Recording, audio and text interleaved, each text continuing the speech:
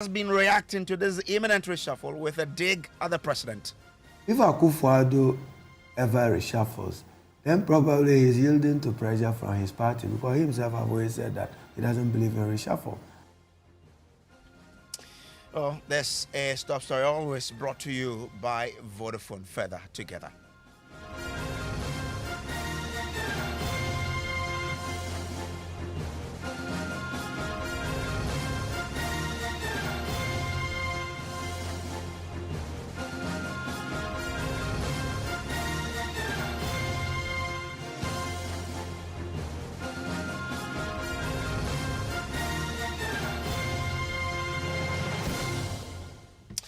Tonight, did Vice President Dr. Mahamudu Bawumia betray his boss, President Akufo-Addo? Well, the campaign team of the Vice President are tonight on the defensive after the key opposition NDC figures questioned his loyalty to the president. The MPP flag bearer had announced a raft of policies he intends to pursue if he is elected president. Many of his proposals will undo some of the key interventions and policy positions of the Akufo-Addo government. It includes the abolition of the e-levy next year, if he is elected. The opposition NDC had attacked the vice president for abandoning his boss. Now listen to National Communications Officer of the NDC, Sami Jemfi. If the president takes a decision, that decision binds the vice president. Then Bawumia should not even have agreed to be the running mate of. By agreeing to be the running mate of somebody and being on the same ticket of that person, it means that you are submitting to the vision and leadership of that person. His successes are your successes. His failures are your failures. This is simple. What can they understand about this? Because of electoral votes, today Bawumia wants to abandon Akufo-Addo, stigmatizing, ostracizing. Really? Really? Has he forgotten that it was Akufo-Addo who picked him from a place of oblivion and brought him into prominence? Has he forgotten what Akufo-Addo has done for him? I mean, Akufo-Addo told Ghanaians that the sole reason why he made him running mate was because he was a renowned economist who had the magic wand to transform the economy. When Akufo-Addo was giving you credit in his 2018 Sona for transforming the economy, you were happy, applauding, smiling. Go and watch the video. Today, the economy is in a state of comatose. So you want Akufo-Addo to take all the blame for the mess when you have the direct responsibility for managing the economy. The finance minister is under you. He's a member of the EN. Did I just hear you defend the president, Nana Kwaku Asante? No, but now Akufo-Addo is looking like a lonely old man. I'm just feeling pity for him.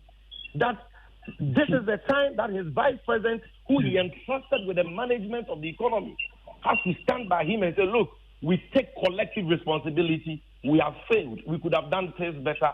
We have failed. Now the vice president says, no. As for the credit, it is mine. But as for the blame, it is solely that of Akufo-Addo. Come on. Well, we have been hearing tonight from the Bawumia camp. They have been fighting back. Now listen to Communication Director of the Bawumia campaign, Nana Kwamia, defend the Vice President, Mahamudu Bawumia. The NDC are a pathetic political party. How they think that they can create a wedge between the Vice President and the President. It's funny. These are two very experienced politicians. How the NDC think they can create a wedge between them, I don't understand it. They are using his own words to do that. Like don't what? You think it's fair? Like what? Right. The point is that he's not trying to accept the challenges in the Akufo-Addo government, but wants to align himself with the achievements. The Bawumia hasn't done that. You were there at the presentation. The first 1.5 hours of his speech was used to tout the achievements of the government. He talked about the economy. He talked about the economy pre-COVID and the achievements in that time. He talked about the economy post-COVID and admitted the difficulties we are in now, post-COVID. And he talked about the policies that have been done and the benefits that have started coming up. He spent 1.5 hours, and then he did a long narration of the achievement, notwithstanding the difficulties, of the achievements of the government. The first 1.5 hours. So how can anybody say he's running away from the government? In any case, what we are facing now are difficulties that have come largely from external shock. So now the question is that why is it that he's not able to profile alternatives for the challenges now to be solved, but wants to be given the opportunity to solve that? You and I know, I mean, we are not in the inner workings of government decision making, but at least those of us outside, we know that Dr. Bawumia has proffered some vision. He talked about, at your own outfit, he talked about how he was not in favor of taxing digital payments. He talked about it at your own multimedia there. Why this? Even before Bawumia became flag bearer, you see, and this is something that you have to take, even before he became flag bearer, then 10 people who competed for the NDC flag bearership. Did you hear the NDC talk about any of them? There are 10 of them. Did you hear the NDC talk about any of the 10, apart from Bawumia? Why are they particular about him? So that shows you that there's already a fear. You think he's their nemesis or something? Oh, absolutely. Otherwise, why would they be spending their resources out of 10? Why would you be spending your resources attacking and undermining one? Why would you do that? When you have a football team and all the defenders are attacking one person, then you know that they know that he's a danger man. Exactly. So what next? What should we expect? He has said the ball rolling. What you should expect is that after all this propaganda dies down, the ideas will come up. These things, they are just, what do you call it? There's a term for it. Not very, red herring. That's what I was saying. These are all red herring. They will die off. And the core of the man's presentation, the vision, will come up. And we want the NDC to compete on the ideas. My message is that the NDC attempts to create a wedge between President Akufo-Addo and Vice President Bawumia by saying that Bawumia has deserted Akufo-Addo, Bawumia has ostracized Akufo-Addo, Bawumia has betrayed Akufo-Addo, Bawumia has taken himself out. They are all lies. Bawumia has never said anywhere that he's not part of the government. Indeed, you just have to look at his speech. The first 1.5, which is the peak listening period, was on the work of the government. It will not wash. The call will come out after the propaganda dies down, and it will be a contest of ideas. And in that contest, John Mahama cannot win.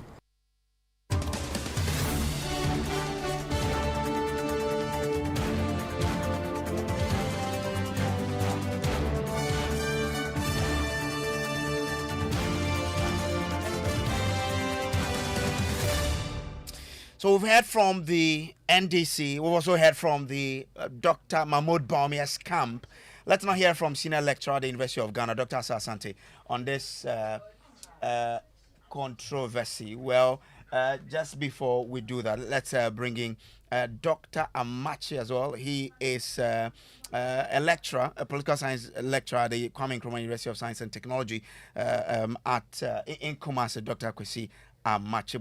Doc, I'm sure you've followed all of this debate between Dr. Mahamudu Bawumia's camp and the NDC. But first of all, what Dr. Bawumia did, does it occur to you as he running away from the president? We have Dr. Asante, grateful for joining us here. I hope you heard my question. I want to find out from you what your reading is of what Dr. Bawumia did. Did he, in his attempt to differentiate himself from the current president, betray him as his president? Hello? Okay, he did make... Can you hear me? Hello, can you hear me? Hello? Okay, Doc, I can hear you. Good. Let me say that I appreciate you having me, and to also say good evening to your listeners. You know, on some occasions, he did use the term we, in a way bringing in the government and attaching himself to the government. But those had to do with the areas that went well, the issues relating to digitization and how he has used it in various aspects of our governance system. But then on other areas too, he sought to come out as someone who is going to, if you like, do things different. But there's one thing that was completely missing: the current state of the economy. Because the picture he created by his contribution should be putting money into people's pocket, should not have sent Ghana to the IMF and the World Bank. So at the end of the day, his contribution has not affected Ghana's economy as significant as we expected. And over there, he didn't relate to it at all. Neither did he, in any way attach himself to that, what we will call mess. They sought to blame everything on external shock. COVID-19, Russia, Ukraine. The irony is that Russia, Ukraine continue to feed the world in the areas of food. Dr. Mahamudu Bawumia acknowledged that one of the challenges adding to the high cost of living is food. And I'm surprised he mentioned that, because Ghana should be doing better than Russia and Ukraine. So if Russia and Ukraine, in the midst of the conflict affecting the world significantly, are themselves the major producers of food, then it becomes an indictment on him and his government. Interesting. Doc, stay with me. Let me bring in, your colleague, senior lecturer at the University of Ghana, Dr. Kwaku Asante. Doc, so you also listened to Dr. Bawumia during that presentation. What's your own reading of what he did? Does it come across to you as someone who wants to betray his boss just to make a claim for himself? Oh, no. Evans, let me say good evening to you and then your listener, as well as my colleague and friend, Dr. Mache. Well, this is Kojo Brace here. Evans. Oh, sorry, Kojo. I'm sorry, Kojo. Don't worry. Yes.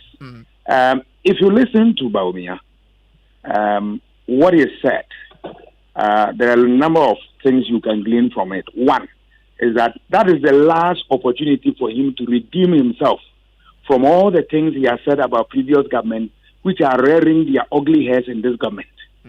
So it's your last time to make bold statement about it, and then because people will continue to ask you, you talk about an improvement in the economy. Why are we where we are? You talk about the fact that you won't go to IMF. You are there. You talk about what? The ills of the economy and all that. We still have them. Another thing is that he wanted to do something about the advice. You remember that he said the economic management team is just an advisory body. He wanted to do something about the advice that they've given to the government. Government did not heed to it. I mean, you recall on your program, which Evans hosted, I said that, look, I was expecting him that when you give advice and it's not heeded to, all right, you vote with your feet. You leave the government. They say, no, that's not easy. But you realize that he was not happy, because if he was happy, he would not make that statement that, look, I will cancel e-levy. E-levy from day one, Dr. Bawumia didn't like it, and it came to pass. So obviously, if you get opportunity like this, you want to jettison it. Certain taxes they introduced, he described them as nuisance taxes, and he wanted to move the economy from taxation to production. These are things that are hanging as albatross around his neck, and he wanted to do away with them. The third point is that he has come face to face with the reality of on the ground. That look, all the good things that he said and the ideas that he threw out, and all which did not work, the reality is that we are where we are, and some places we are even worse. What do you say? You need to be bold and say some of these things to give you a certain breather. Another point worth noting is that he wanted to change the narrative. Remember, we are getting closer to election. And if this narrative continue to stay within the public sphere, I'm afraid it's going to be the building blocks for campaign. So it was a kind of a face-saving measure so as to set the ground properly for elections, so that when the campaign starts, they can get some respite when they are talking about some of the issues. This is what I can glean from the statement that he made. And did he achieve all of that, all of those that he set out to? Did he come across to you as someone whom you can trust and trust the management of the economy to manage for you as a Ghanaian? For trust, it's a difficult one for Ghanaians because they have seen a situation where they promised them a lot of things and you are seeing something to the contrary. People talk about the fact that the size of the government was too much for government to bear. They said resources what was important. Today he's proposing 50 ministers. What has he seen wrong with the 125 which the minister they moved to about 80 something that he want to bring to 50? Is it the case that he has eaten a humble pie?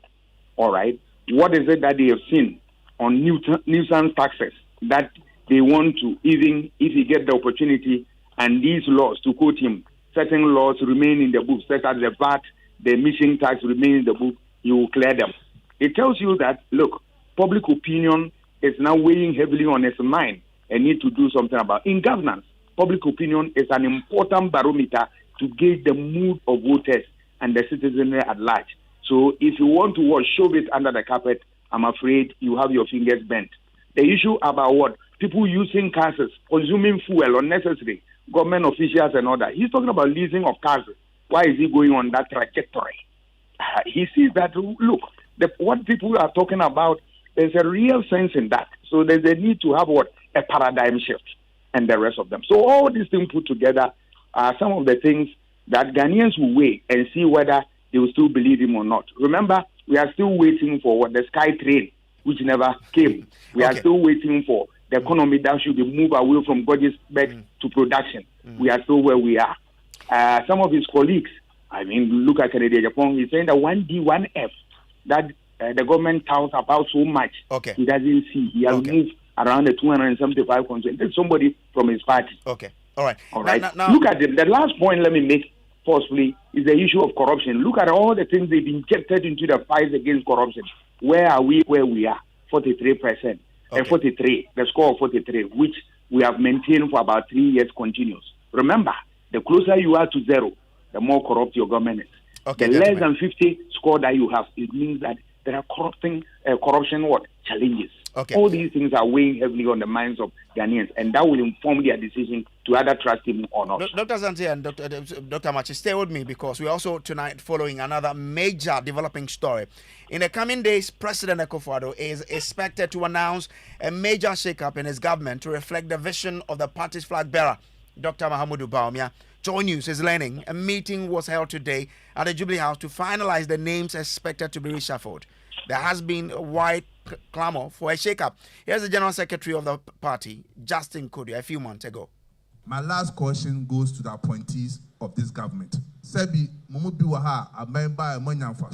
you're a CEO, deputy, NMC, and you believe you can no longer work for government, resign and let others do the work if you are not included in the reshuffle. So we are CEO, we are deputy, we are MMDC. Now say we reshuffle in the so now wow trans now shenwa bra fedumano eto member party no. It is time for a change, for others to continue the work. If new people come and work, we will have victory in 2024's election.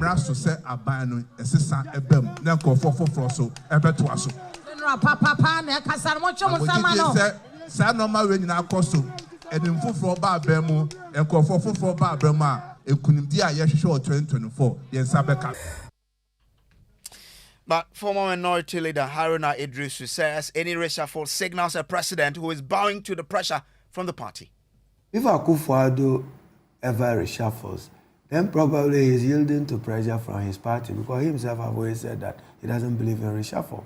But at least everywhere in the world, you add new impetus and new blood to government, and you make ministers too comfortable if you leave them at particular positions for a long period of time. I'm always for that. I mean, I'll tell you that I worked at the Ministry of Trade, Ministry of Communication. My finest hour in public service was my work at the Ministry of Employment and Labor Relations. I'm writing my memoir. I'll share it with you. It's titled Shadow in Darkness. And one of the things I've captured in the memoir was a visit to Kolebu Mortuary, when a mortuary man looked at my face and said, at that time, poor conditions of service. So I went to the mortuary and the mortuary man said, you Haruna, Ebola body I carry, AIDS body I carry, look at my pay. Haruna Drusu is former minority leader. Now, insiders indicate that the forthcoming reshuffle will be extensive, and it was tactfully postponed to accommodate the completion of the New Patriotic Party's presidential and parliamentary primaries. Presidential correspondent Elton Brobe joins me with more on this. Elton, tell us more about this meeting that was held today. Elton Brobe, if you can hear me, I want you to tell us more about this meeting that was held at the presidency today. So, I mean, we can only quote some of the information we've taken from our sources. And the information is that there was a meeting this morning, sort of to frame up what has been the public domain as, the going calls for a reshuffle of the president, ministers, and deputy ministers, and so forth. My information is that meeting ended before midday, around 11 a.m. There is firm consensus on this matter. And going forward, we are likely to have a statement from the president this weekend or Sunday announcing some changes in the administrative setup of the government. And we have been told also that it will not affect ministers of state. It may also affect the leadership in parliament. And then some state-owned enterprises, chief executive officers. Now, you may be aware that some individuals who are holding positions in the government are also working closely with the vice president, who is also the MPP's flag bearer for the 2024 election. Now, we do know that the camp of Dr. Mahamudu Bawumia will announce the campaign team this weekend or Monday. We are picking information that somebody like Cambodia, who is the substantive Minister for Local Government and Rural Development, is likely to be named as the campaign manager. The reshuffle, therefore, is likely to affect somebody like him. We also picking information that the Foreign Affairs Minister, who declared her intention to contest the Secretary General of the Commonwealth Organization, may also give way to allow her to concentrate more on this particular role that wants to play in October 2024. And then also some people who serve as chief executive officers for some state enterprises also contested and won the parliamentary primaries. The assumption here is that they to concentrate on their parliamentary application and allow people who have full concentration to be in position. So these are the dynamics of play. And most likely, names for others, they are all speculations. Okay. As to who will go in where, who is stepping down from government, and who is taking new rules. Okay. So our presidential correspondent there. Now let's go on to the lines now and speak to Dr. Kwaku Asante for more on this. So, Doc, is it too late for the president to reshuffle his ministers? Dr. Asante? Yes. Better late than never. One would have thought that he would have done this thing long time because the government has about 1 year to go. Remember, you need records to be able to stand on to campaign. You are changing now when people have made a lot of noise about the need to change some so as to what, bring in people who can really play the game with you for you to achieve results. Reshuffle, there are a number of factors that influence that. One is to inject fresh energy into the system. There are certain ministries that people have said their performance are low. So if government on his own research, you realize that, look, this is the reality of the ground, you quickly will have to inject fresh energy into that place. Sometimes too, you want to make a paradigm shift. Look at where they were pre-IMF period. You realize that people had criticized them that, look, change course and make sure that you change some of the ministers to be able to support you in the effort that you are doing. Okay. So there was a need for paradigm shift. And now you realize that that's what you want to go. Now that the IMF is in and there are strict rules you need to obey, you need to change paradigm in order to be able to meet the conditionalities of the IMF. And of course, one of the things that is doing is to scale up the performance of the government so that you can also have something to stand on during campaign. The last bit of it is to also let it appear to public that you are yielding to the pressure from the public, and that you are alive to public opinion. You are listening government and the rest of them. So all these things put together are things that are weighing heavily on the minds of the president, and you want to make changes. I'm grateful. Let me turn to the Deputy General Secretary of the NPP, Haruna Mohammed. Thanks for joining us here. Why wait till now? Would a reshuffle be the right political move a few months to the election? Thank you very much, Evans. As for reshuffle can happen at any point in time. However, the efficiency and effectiveness of the reshuffle is what is questionable.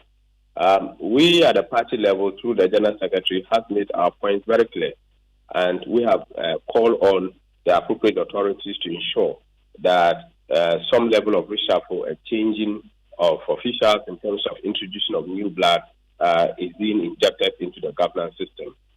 We have not also stopped there. We went ahead to also indicate that there are people in government who perhaps are tired and cannot contribute effectively to the discharge of their duties. And when such persons realize that they can contribute much to the success of the government, they should voluntarily step aside so that the appointing authority can fix people in their positions so that they can help propel the good works of government and help the New Patriotic Party to put the good image of our party and policies before the people of Ghana. You said that timing is questionable, right? Yes, based on the analysis and the effectiveness of what they would be able to do. But for me, I believe that there has always been an injury time changes. That is why even in football teams, they change people even 1 minute or 3 minutes to the game, and those persons are able to make greater impact. And for me, I don't see that it is too late in the system, but we need to also check the effectiveness and efficiency. And how much change can your injury time substitute bring to the game to ensure that you're able to achieve your goal of breaking the 8? If the right structure, the right mindset, the right tool is used and triggered, and the person comes in to be able to put the teams together and ensure that people work to make sure that productivity is increased and work efficiency is enhanced, I believe it will be able to work very well for us. Remember, the game is mindset. Remember when we met at British Council, the biggest of all is the mindset. So if the mindset is able to work towards making sure that contributing good to the governance system, even 1 minute is enough to be able to change the entire governance system. Thank you, Haruna Mohammed, for joining us. This has been the top story brought to you always by Vodafone Further Together. Up next is Kwaku Asante with Ghana Connect.